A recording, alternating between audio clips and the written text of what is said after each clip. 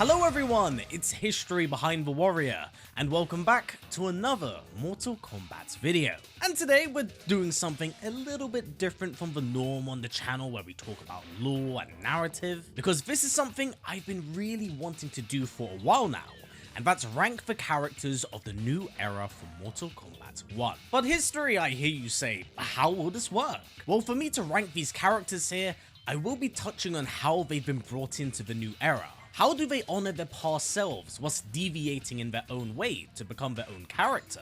And of course, how do they improve on their past iterations? That's a really important thing I want to hone in and focus on moving forward.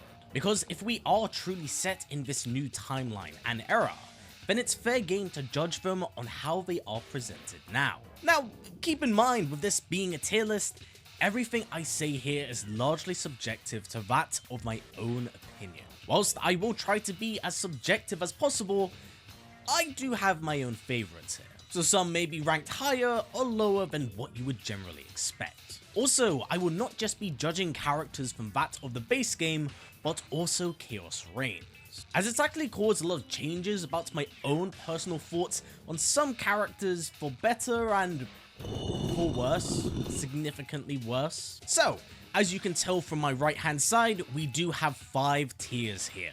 Rebooted well should pretty much go without saying here. This will exclusively have characters that I deem to be the cream of the crop for the new era rebooted characters. Individuals who I do feel have significantly benefited from the series having a readjustment. Next is good but flawed, touching on characters that have been written quite well for that of the new era, but do come up quite short in a number of different areas that does drag them down. We then have okay, I guess, and this will kind of serve as the middle ground for the tier list here. For characters that I personally deem to be possible, but aren't that great for that of the narrative. They neither add or take away too much here, and it will unfortunately be home to a number of different characters that do slip through the cracks here. And finally, we stumble into the category of, but why? Touching on the characters of the new era that really made me scratch my head as to why they were handled the way they were, and why this take and approach was given to them. Now finally, we are here at Ground Zero, the deepest circle of hell for characters that I personally deem to be a lost cause. And I definitely don't feel like my feelings are misplaced here. So, without any further ado, feel free to give this video a thumbs up, feel free to subscribe if you want to see more, and let's just jump right into things. Now to start off this tier list, let's begin with a fan-beloved favourite, and someone who I was pretty eager to see return, Tomas Verbada, aka Smoke. Now, the new era version of Smoke is a bit of a mixed bundle for me, because whilst we do lose the Enenra stuff, he kind of becomes Batman? Not as in literally Batman, but as in he loses the demon as well as his family in turn for pure raw talent and skill. And you know what? I kinda like that. I know it's a big lore and narrative change, especially for those who are looking for like that Enenra storyline, but honestly, considering how that was swept under the rug, I'm fine with them taking this in their own direction now. And all in all, Tomas is a pretty likable character. I just think our biggest crime with Tomas here is that he isn't utilized nearly enough. Being horribly squandered during the story and not even getting his own chapter, I really feel like they kind of missed the mark here. And in terms of story, lore and narrative, I'm not too fond of how he lacks a backbone here. Like, he is constantly bullied by Bihan, and he just needs to eat that shit up. To have some form of resolution through maybe his own chapter would have been super cathartic, but alas, we are left with what we have now, and he's great, but he's super flawed. Plus, I don't think it helps that he's pretty much completely absent after Harumi's wedding during Chaos Reigns, so I do only feel comfortable kind of keeping him in okay, I guess. The changes aren't bad and his return is welcomed, it's just a shame that he's not fully capitalized on during this game, especially since we waited like 13 years for Human Smoke to return, so I don't know, maybe going forward things can change. Oh, now we have the return of quite a controversial figure in the MK universe, especially considering her 11 counter half, and that is the former Empress of Outworld, Sindel. And you know what? I really like this depiction and iteration of the character. Now, I don't know if that's the case of the bar was that low, but I do definitely feel like this is a really well-rounded, modernized version of the character. One that actually feels like a natural evolution from that of her original counterparts, while still drawing some influence from her more bloodthirsty half. Being able to retain the characteristics of a caring mother, whilst admittedly having quite a mean streak in her steed. So considering what we got in MK11 to what we got now, a redemption arc was definitely in order here. And I will say I definitely think they hit the nail on the head here. Whilst her time in the new era is admittedly very brief, it is the redemption arc she's long needed. So with all of these factors in mind, I will be bumping her up into rebooted well. Now this is going to be a tricky one, Ashrah. Because taking into mind how long it's been since we've last seen her, it's actually a really welcomed return for the character, especially with her very likable characteristics and how she's introduced in the story. She feels like a strong and very formidable threat. In terms of resembling characteristics though, this is a very different character from the ground up, as she's largely stripped from her enslavement to the Datusha. And I will say I do quite like that this is the case here, because that damn blade made her a little bit too one-dimensional in that case. Here she's given a lot more character, more story significance, and does have a better relationship with a lot of characters of the main cast. My only wish is that the Datusha stuff did come back a little bit later on in the story, maybe explaining why she's quite absent during the climax. And I think that's probably the biggest issue I do take with Ashrah here. She drops off pretty damn hard in the climax of the game. So whilst being very good, there are a lot of issues here, and I'm especially not quite a fan of her relationship with Reptile, something I will be touching on in depth when we do get to him. For now, I'll keep her in okay, I guess, but she easily could have gone into good but flawed if more time had been given to her. Oh dear, this is going to be a character that's going to be very divisive amongst fans now. Liu Kang, former Keeper of the Hourglass and Fire God of Time. Now honestly, this is a character that could fit into kind of any rank here depending on your own feelings of the new era. Because considering how you see Liu Kang's vision is ultimately gonna determine where you place him here. If you don't like the new era, I could see him going into the bottom 2 tiers. If you like him, I could easily see him slipping into the upper tiers. But I do fundamentally believe that from a character standpoint, they did a pretty good job with Liu Kang. Because during MK9, he's a super big simp for Kitana. I mean, who wouldn't be? Look at that. During MKX, he just has a massive hate boner for Raiden and kind of gets sidelined. And during 11, everyone's kind of everywhere, but we do get more of a legacy and faithful based version of the character during that game. It's only up until 1 where he's a fire god, where he re-establishes his character for the new era, now taking on the mantle responsibility of not just being the chosen one, but Earthrealm's new guardian and protector. Something that has been long foreshadowed all the way back since MK9. So for many longtime fans, it was quite fun to see this idea realized. But was it done well? And that's in the camp of kind of? Because I like that whilst being a god, he still shows a lot of humility and respect. But that's not to say he doesn't have a dark side or a mean streak. Like the shit he does to Shao, Quan and Shang is straight up criminal. Crippling them of their abilities and leaving them to die in some cases is pretty harsh as punishments go. But I like that duality of his character, that the ying's kind of balanced with the yang here.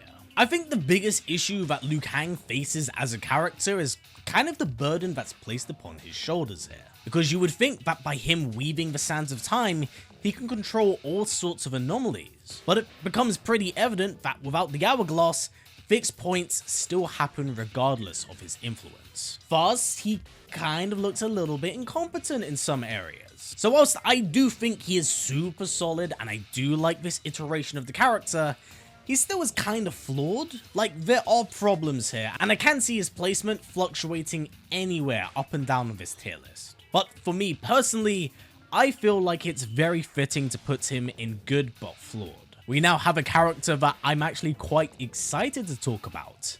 Mileena, the current Empress of Outworld and an iteration of the character that I have nothing but strong praise for. She's not completely perfect, mind you, but the good that is done here for the character definitely outweighs the bad and the criticisms I do have. Because she's always been a fan-beloved character, and again, I see why. But jokes aside, it's actually really nice to see her get some actual recognition here. Her being an empress isn't exactly anything new. It's been done in both prior timelines.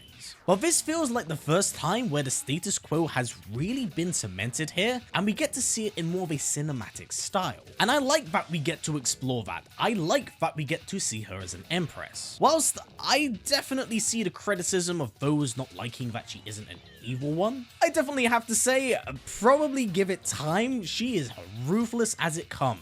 And I think we're gonna see more and more of that in time. I like that there can be some sort of long-term storytelling that can really lead into that. But we're talking about the present, not the future right now. Not the potential that this idea yields, but what we have in front of us currently. And so far, I really like what I see. And the integration of Tarkot to a character is really beneficial. I will be touching on that a little bit more, but I like how that's utilized to the benefit of her character. But my biggest personal gripe here is actually her relationship with Tanya. I don't feel like this is explored nearly as well as it kind of should be. Like, I get the restrictions that are there, like the Umgadi can't get with the royal line, but romance has never kind of been MK's forte, and they definitely missed the mark here between these two. I know what they were going for, and I know what they were playing around with, but I just wasn't a fan of it. Honestly, I'm kind of okay with this relationship maybe being dropped in the future, because I don't really feel like it adds much to their character. As the chemistry isn't cute or playful, it's a little bit too reserved for my liking. With that in mind though, I will be placing Mileena in Rebooted Well. And this then, unfortunately, does bring me onto a sister, Kitana of Outworld, and this is a character I have a lot of feelings about. The younger sister of the Empress is one that I personally feel has been incredibly sidelined during the new era. And this may be due to how Kitana has been so heavily explored in previous games, but the version we have here is pretty bare in terms of character. In fact, she doesn't really have much character now I think about it. It definitely feels like a case where if Mileena has to succeed, then Kitana has to fail. And if Kitana is to succeed, then Mileena has to fail. I'm not a fan of that dynamic and how both can't work in unison here. Truth be told, I had actually hoped that she would have been a part of Chaos Reigns, just so we could have gotten a chapter with her to kind of explore her new role and what exactly is her character. Especially since, you know, Kitana and Liu Kang have kind of had a relationship in past timelines here. It felt kind of a disservice for her to be as sidelined as much as she was. Now, I will say that her new role as General does look very promising, especially the possible clash with Shao moving forward, but right now I can only judge her on her current merits, and they aren't great. Thus, because of this, I must reluctantly put her in, but why? I do hope that my opinion on this does change in the future, but currently this feels like a spot where she's comfortable in. Now we get to move on to a character that I'm actually very thrilled to talk about, and that is the Tarkatan Baraka. And I gotta be for real with a lot of you, I used to really not like Baraka. I was absolutely not a fan of him because I just don't find jobbers that interesting. And you couldn't really find someone more jobbed out than Baraka himself. In fact, so much so that I kind of rolled my eyes when I did see him return in 11. But now, coming into MK1, the version of him we have here is one I feel just fucking triple backflip spin kicked me out a fucking window. This is by far, easily, my personal favorite new take on a character for the new era. In fact, you know what, whilst I'm here, we're just gonna do it.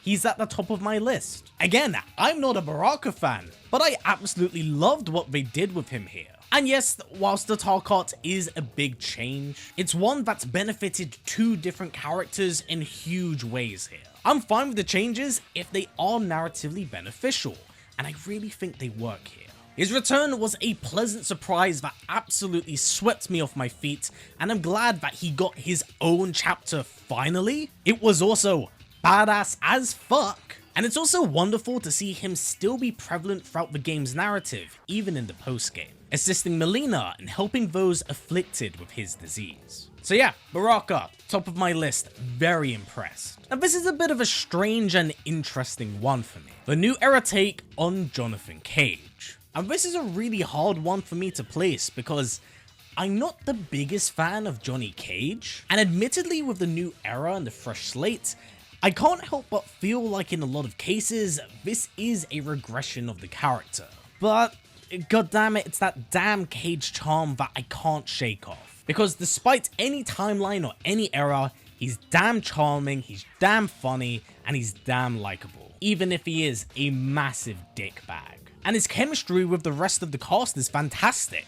He has it in spades, and his banter with everyone is absolutely stellar. I'm especially a fan of his bromance with Kenshi, as it's where he learns humility. It's just a shame it came at his best bud's eyesight. With everything in mind, it's definitely a welcomed return. Yet, I think that Cage's biggest issue in MK1's story is that he's utilized really early on. Whilst he doesn't fall off as hard as many of the other characters, he does kinda slip into the background a bit here. Still though, he's pretty great throughout, and his chapter alone being a homage to Spielberg movies is great. So I think a good place to put him would be good but flawed for the New Era. And we have a character that I'm quite interested in talking about, as he was one of my favorite inclusions in MK11 despite the role he played, and that is the Warden Eternal Geras. Now this is a bit of a bitter pill for me to swallow because Geras is such a conceptually rich and cool character, but one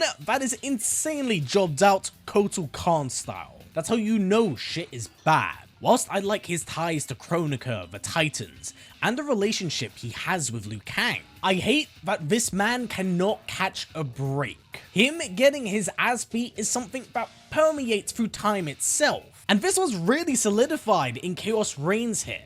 It really made Geras feel a lot less important to the overall narrative. Despite him, you know, being elevated to Keeper of Time. I really had hoped that the change to face would have actually saved him, but he continues to get his ass beat by pretty much everyone, being at best left as a plot device that is designed to take away the hourglass from Liu Kang's hands. Thus, with much regret, this is a character I have to reluctantly toss into Ground Zero. Moving along, we now have the Master of Souls, Ermac. And this was definitely quite a fun inclusion for the game's base story. I feel like he adds a lot to any roster he's a part of, and I feel like he really peaks here. Because to see him be utilized the way he has this late in his existence was a real treat for me. The farming of the living forest was a great idea. The fucking 1-on-7 fight in the deserted forest was really cool. And I do really like how Sento effectively works as a counter half to that of Ermac's being. Because after being pierced, it does make sense how from that point onwards, he can be defeated. The infrastructure of his being is now fractured, fragile.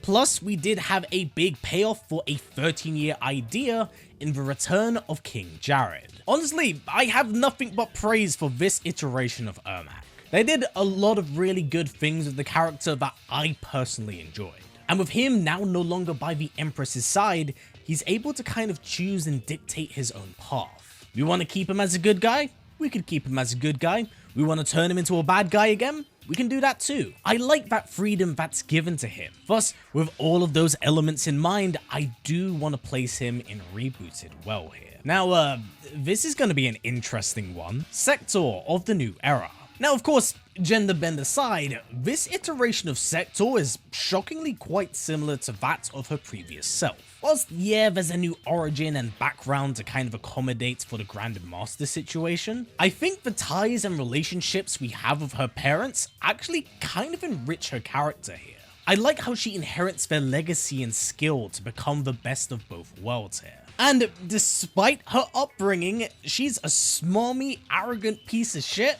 and I love it. Now look, if there's one thing you need to know about me, I love my self-absorbed characters. But I really like Sektor here because she's a character that can back up the shit she's talking about.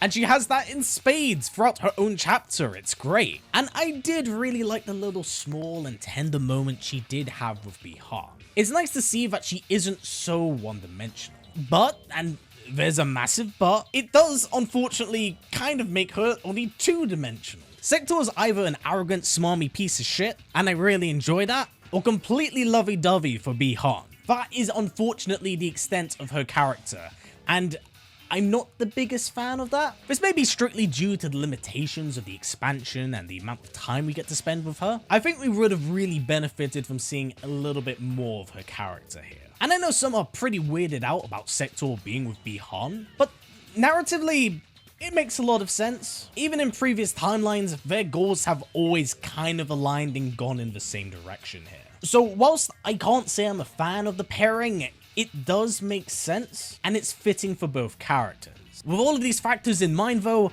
I am gonna place her in good but flawed, mostly because I would have liked to have seen her a little bit more outside of being this infatuated with Bi-Han. All in all though, I do actually really like the new Sektor. But from the highest of highs, we now have the lowest of lows. We gotta talk about my boy,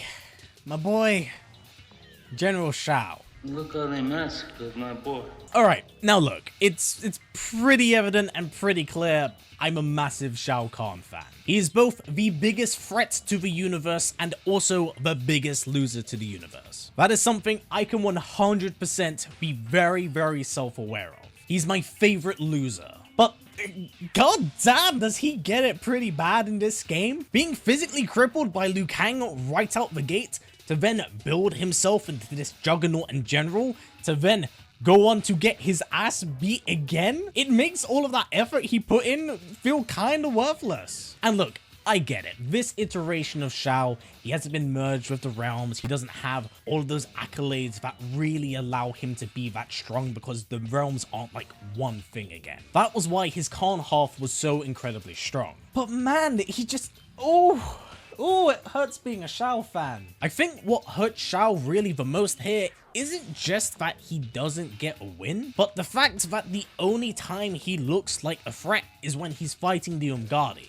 And that's the thing, the Umgadi are the Umgadi. They're kind of generic foot soldiers, and whilst I think he's intimidating and he has a sense of gravitas, and I like his dialogue and exposition, beyond that, he's kind of weak. Like, this rendition of the character is a really hard sell for me. Because I love his appearance, I love his design, and if I'm honest, it's honestly my own bias and these contributing factors that do keep him out of the ground zero tier. Thus, I am gonna have to place him in but why?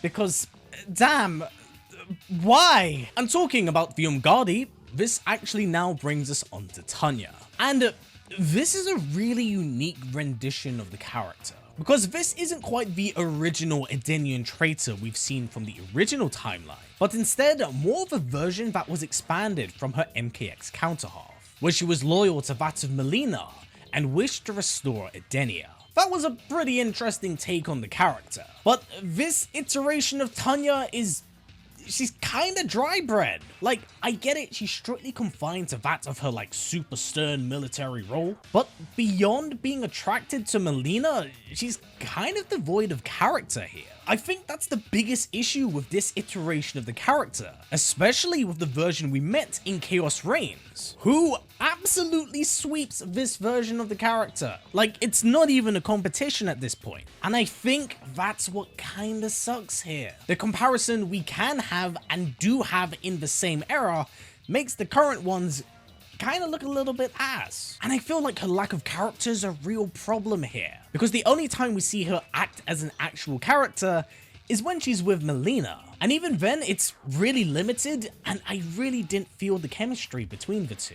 Unfortunately, because of this, I am gonna have to slip her into but why, but going forth, I do hope they maybe pull some ideas from her Chaos Reigns counterparts, because I was really invested in that version. I really liked her. Now moving along with, oh fucking god damn it, we have Dairu, aka Havik, aka the bane of my existence. I waited 17 years for Dairu. Now look, this version of the character for me had mighty, and I mean mighty, big shoes to fill. Was it impossible? No, but they were still big shoes to fill all the same. And whilst I think there are definitely some cool moments kind of seeing him with a normal face before it's, you know, melted off, this version deviates far too hard from that of his original counterhalf. And I know this was probably done in order to allow Chaos Reign's Havik to kind of, be a callback to that of the old, but this iteration isn't nearly involved enough of the story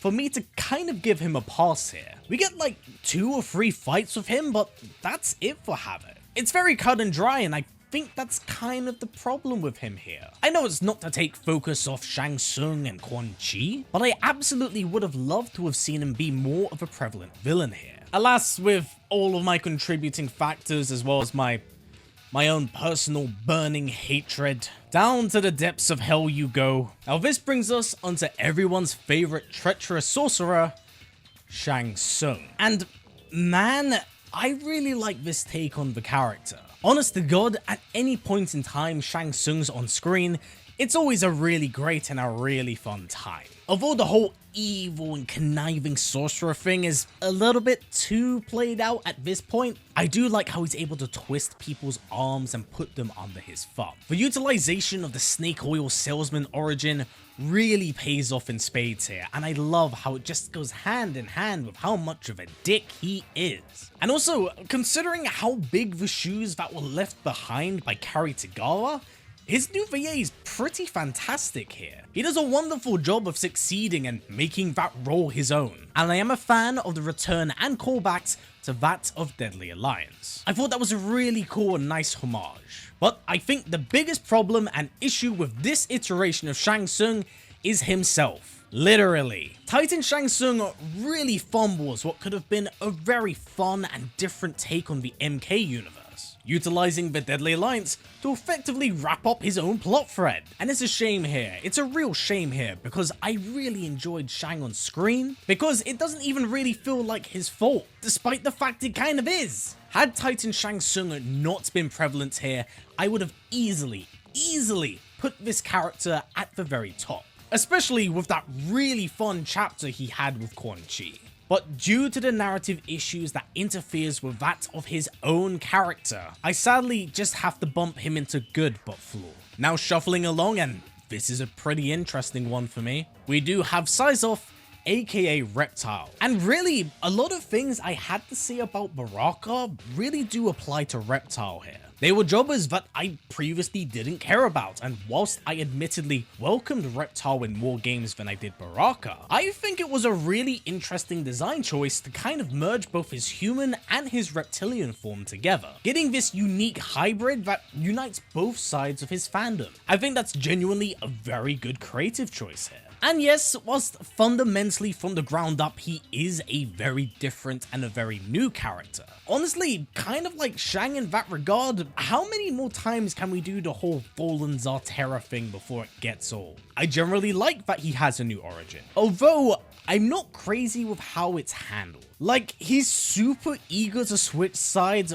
really fast. And I kind of get why, considering that his wife and his daughter's lives are on the line, but it really throws me off how quickly he's able to shake it off one chapter later, and then by the end of the story he's dating Ashrah. I don't know if it's just me that has a little bit of whiplash from all of these creative changes and ideas being thrown in, but like, a lot happens with this character, and it feels like it all happens off screen. As an overall analysis of Reptile, I definitely do think this is a step up from his previous self.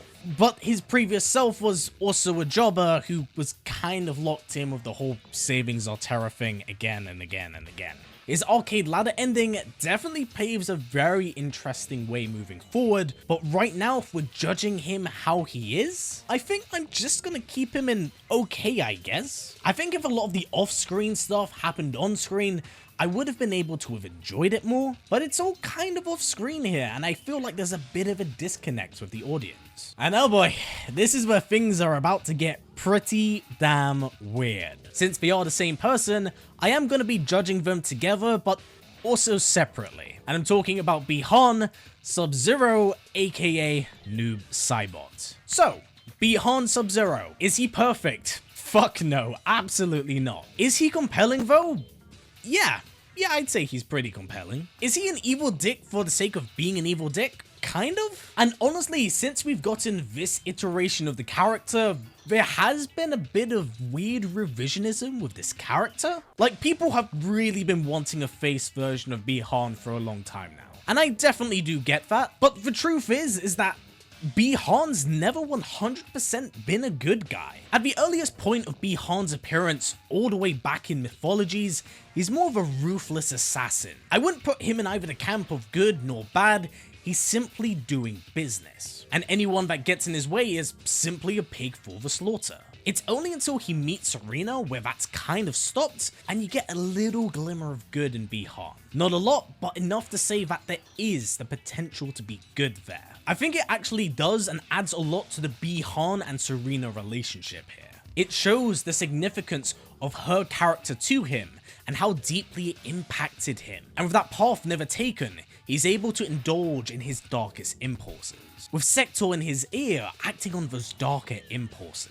So to me, that makes sense that even without the noob cyborg mantle and Serena by his side, he begins to fall down this really dark and deep spiral. But you see, that's kind of the thing. Me, shouldn't necessarily have to be the one that has to explain that to you. It should be the game itself that addresses these huge changes and iterations to the characters to explain why they've turned out the way they have. That's my biggest criticism here, because Mythologies is actually older than a lot of current MK fans. That's why there's such this big division and divide with this iteration of Bi-Han and Sub-Zero. Now, issues aside, I will say I do like this iteration of Bi-Han. I find it pretty refreshing to have him under the mantle once more, even if it is very brief. I like how cutthroat he is, I love how ruthless he is, even if he is dumb as fuck at times. I love the constant character dynamic clashes he has with different people and their ideology, and I love how he gave Kuai Liang his scar. So I think whilst he's very cool and very intimidating, the prevalent issues that I do have with him keeps him out from being in Rebooted well. I think he's a bit better than okay, I guess, because he lingers around the story and we do get to see more of him, but his irrational nature and brash decisions kind of keep me from liking him. So I will very controversially put him in good but flawed. His noob cyborg counterpart though, that's a very different topic, because his time as a villain is far too short in that of the DLC, and his own chapter, whilst admittedly very cool, is also incredibly short. And whilst yes, he does have some fun exposition and some very cool moments, I don't feel like nearly enough time is spent with him to kind of justify that big win over Titan Havik here. Yeah, it makes sense, but it's kind of a Cassie Cage green energy situation again. He's the perfect kryptonite for this very specific situation. So it kind of does take a little bit away from him here.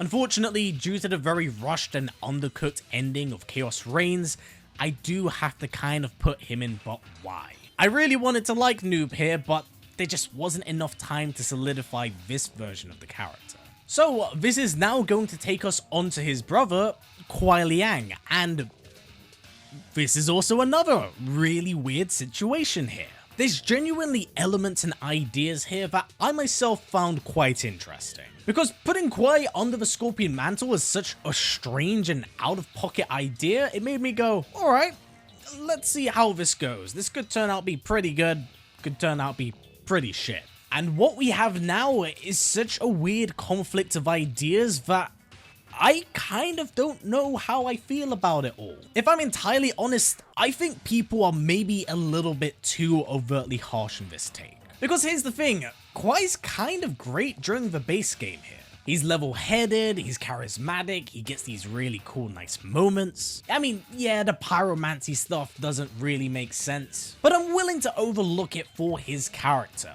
Because how could you not like Kuai from previous timelines? But what we have here is a really topsy-turvy iteration of the character that simultaneously tries to be Kuai Liang whilst also trying to be Scorpion. Two characters that, you know, clashed in previous timelines. And it creates this personality and dynamic that feels like it clashes with itself as it's trying to be both him and someone else. That's why the base version of Kuai Liang feels so different to that of Chaos Reigns, because he's trying to be Scorpion there. Plus, I don't think it helps that he's banging Harumi, you know, his ex-rival and brother's murderer's wife, and then he's teaching Hanzo, who is his former brother's killer. And I know, like, new timeline, new era, new rules, fresh slate, but it's like, there's so much baggage there? It creates a very weird Frankenstein of this whole situation. With everything in mind, I think this just straight up comes down to that of the Scorpion Mantle. Because in my eyes, I don't really know if we should relegate Scorpion to that of a mantle. Because if you think about it, it's more of a brand. One that carries bloodshed and shame on their honor. And I simply think those ideas kind of conflict with what we have here with this Scorpion. Whilst yes, I do think it's a very nice homage to that of John Tobias's notes, where Sub-Zero and Scorpion were originally brothers, I don't think that kind of works in the established canon with the amount of baggage left behind. Thus, with all of my problems and all of my issues and everything that they did with him during Chaos Reigns, I am unfortunately gonna have to bump him down to bot Y. Had this strictly been the main game story mode, he may have gone in good but flawed or okay, I guess. But after the events of Chaos Reigns, I just gotta put him in bot Y. Talking about new changes to Origins, we do have Kenshi Takahashi here. And I gotta say, I quite like this handling of the character here. Whilst I do find the Yakuza stuff a tad bit tacky, I like the expanded benefit of it expanding on the Takahashi line and lore. Something that's been a long mystery to us. I think diving into his family line and lore has shown a really interesting nature of the family dynamic here. How he stands against his own family's enslavement, whilst there are others who are for it. And I am a fan of how much time we do spend with him before he's then blinded. His progression and growth into the Kenshi we know feels very natural and really well done. I'm a really big fan of the relationship that's shared between himself and Johnny Cage, because it pays off for both characters in really big ways. Thus, I am a really big fan of this character. If I was to nitpick and say my own personal issues with it, is probably that during his own chapter we're only confined to Sento stance, but that's if I have to really prod and pick away at my problems here. So with that in mind, I will actually be putting him into Rebooted well. Moving on to that of the Netherrealm, we do now have Quan Chi. And I gotta be for real, I'm not a big Quan Chi fan or stan. I've always felt like Quan's been a bit of a complementary piece to that of Scorpion, as they're so intertwined and the blood feud shared between the two is something I could watch for ages. So the version we have here, it's kind of a blank slate. And I kind of have mixed feelings on him. I think he gets some great moments, especially with the creation of Ermac, the Solnados, how he turns pale white. Yet with him appearing a bit later on in the story and obviously playing second fiddle to that of Shang Tsung, he doesn't quite feel as explored or developed as his main timeline counterpart. Plus, with Tide Shang coming in and then sweeping the rug under everyone's feet, I think Quan just kind of slips between the cracks here. And the changes here aren't too significant that I have a personal problem with them, but I definitely think that the only placement I can put Quan Chi in is probably okay, I guess. He isn't handled terribly to fall into bot Y, as he does share that really good chapter with Shang Tsung, but he doesn't do nearly enough to incentivize me to put him in good but flawed. Now to touch on Liu Kang's former Shaolin brother, we do have Kung Lao. And man, this guy feels like he's treated forever mid. No matter whatever timeline or reality that does exist, he's always playing second fiddle. And it's never been more prevalent in this timeline and era. Because whilst I think Kung Lao is very funny, I like the dynamic he does have with a lot of characters, he's still his self-absorbed, arrogant self. So much so to the point where it is a little bit annoying. I wish they'd done a little bit more of the characters here, but I think it's a very clear and evident problem of someone being introduced this early on in the game's story. And its significance within the main story very quickly begins to dwindle as it goes on and on. I think that's the biggest issue and crime with this character. So once more, I think I'm just gonna keep him in okay, I guess. Now we have, oh boy, it's Reiko. And god damn it, this was a character I was really looking forward to. And what I got here was, I got a fucking simp, bro. The only evolution he underwent from that of the original canon to the current canon was from becoming a creepy weird stalker to becoming a creepy weird simp. And look, I get it. He's tied to Shao. Shao found him. Shao raised him. It makes a bit of sense here. But goddamn is it grating and makes him super duper one-dimensional. Along with this, during the story, he just kinda continuously gets his ass kicked. The only real redeeming aspect of his character is the fact he's able to tame Onaga. And he even fucks that up. Whilst his return is welcomed, and I do like his design, he's unable to obtain any accolades of his own. He very quickly slips off the boat, and the only thing he can hold to his name is that he once pet Onaga. Outside of that, Reiko, you're going to the deepest confines of hell. Now moving along, we do have... God damn it, it's Nitara. Oh, what's to say about Nitara that hasn't already been said? Whilst the model is pleasing, it's because it's Megan Fox. And I say this respectfully, her voice acting is sandpaper to my ear canals. Don't I scare you in the least? Honestly, if you actually think about it, her significance to the main story is so incredibly minimal that if you removed her, nothing would actually change here. The story and the narrative would be the exact same, which goes to show how I feel about her inclusion in the story. If anything, I feel sorry for Nitara fans who've been waiting for this character for so long to then have it be voiced by Megan Fox. There are certain elements here that I do like the character returning and the re-establishment of Eternus, but the bad just far outweighs the good here, and I wish there was more good than bad for this character and her return. With these factors in mind, I hope this doesn't completely sweep Nitara under the rug. I do hope that she comes back with a competent VA, but man, as of right now, to the deepest depths of hell you go. Now next, we do have the Hydromancer,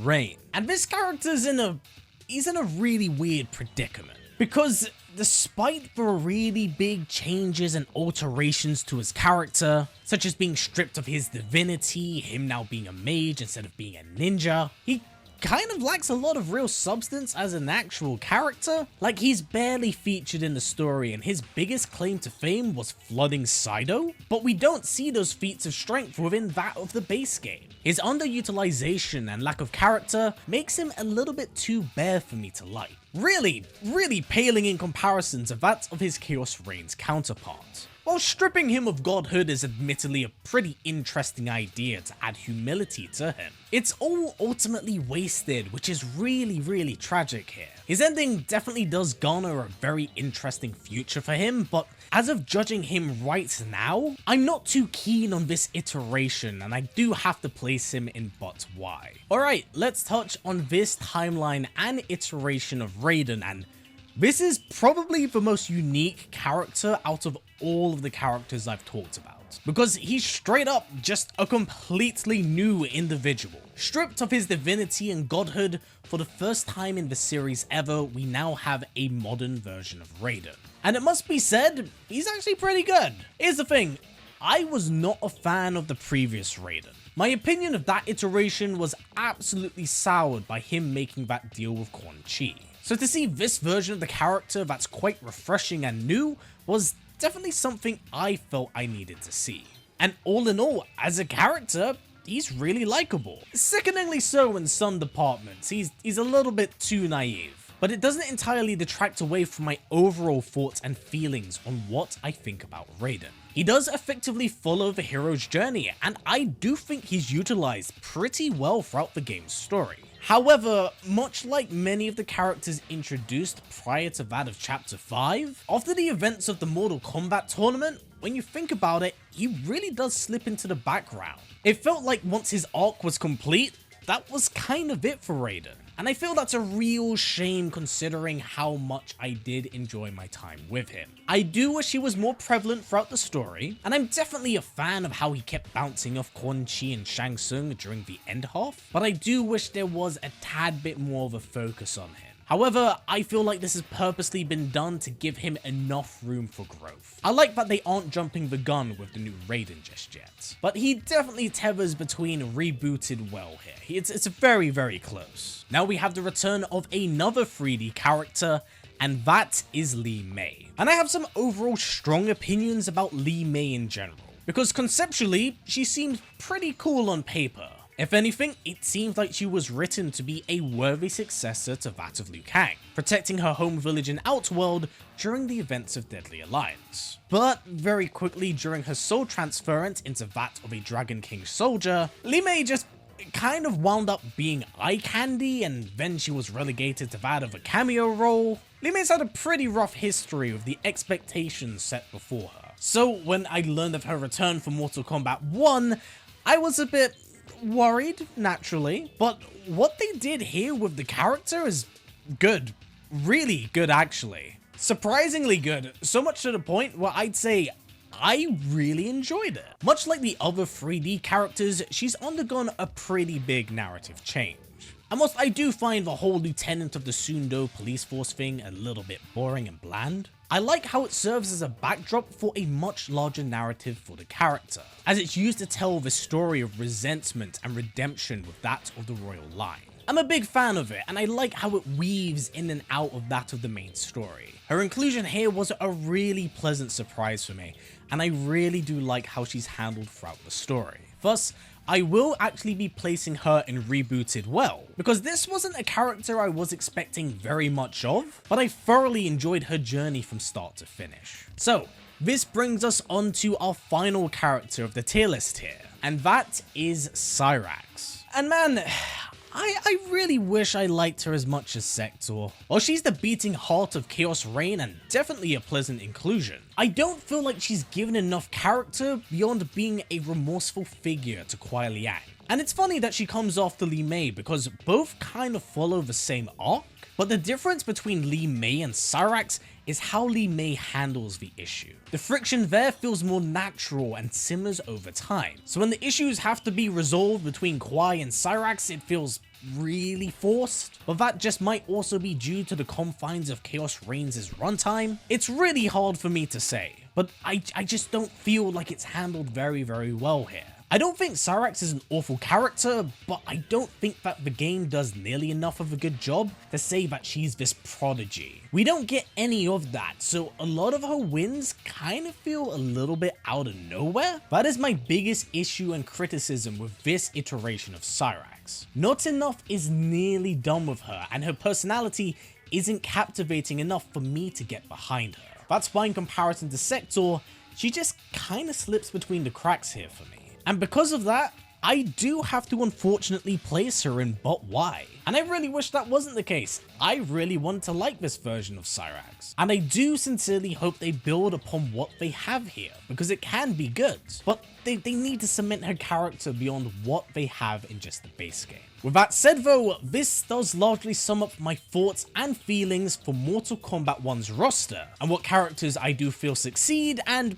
what characters I do feel fail here. Could my opinion change? Absolutely. If anything, I do want my opinion to change, because I want to see a lot of these characters be fleshed out more. But right now, I only feel comfortable with where they are placed due to how they have been handled. So with that in mind, what are your overall thoughts on the new established characters of the current era? Who was your favorites? Which ones would you like to see descend into the pits of hell? Please do comment down below, as I have no doubt that everyone is going to have very different opinions about this video and who is where. But for now everyone, that has been it for me. For now though, please take care. I'll catch you in the next one.